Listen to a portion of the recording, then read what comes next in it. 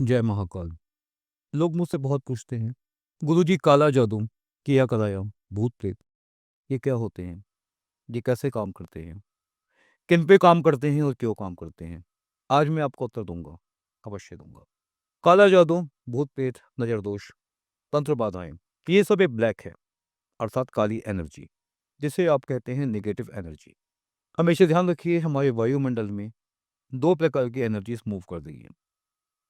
पहली एनर्जी है negative energy और दूसरी एनर्जी है पॉजिटिव एनर्जी।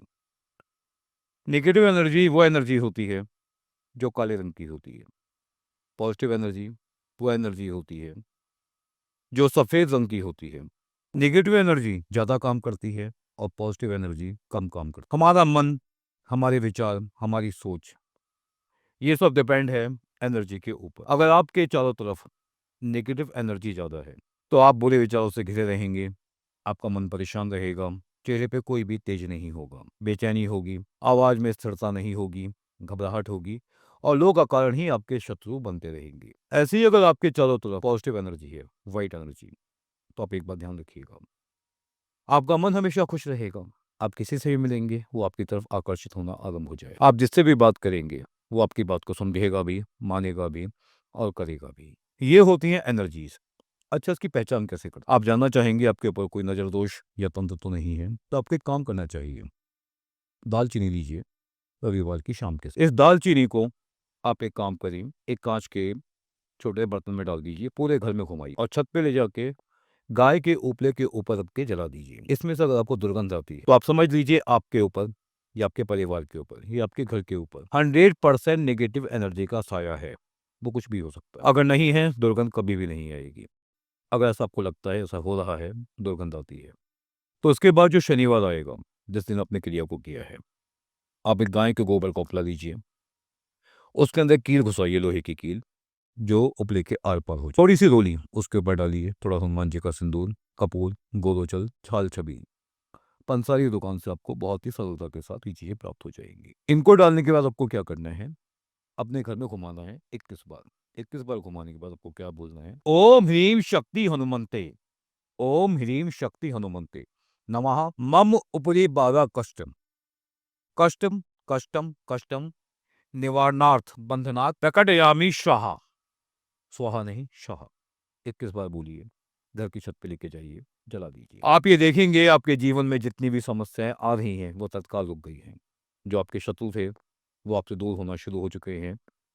मैं ये तो नहीं कहूंगा वो शत्रु आपके मित्र बन जाएंगे, लेकिन इतना जरूर होगा, वो जो आपके शत्रु हुआ करते थे, अब उन्होंने आपको परेशान करना, दुखी करना बंद कर दिया है।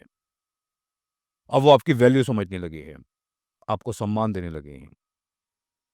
इसी के साथ वो आपको परेशान नहीं कर रहे हैं। इस उपाय को करके देखिए, जीवन तत्काल बदल जाएगा।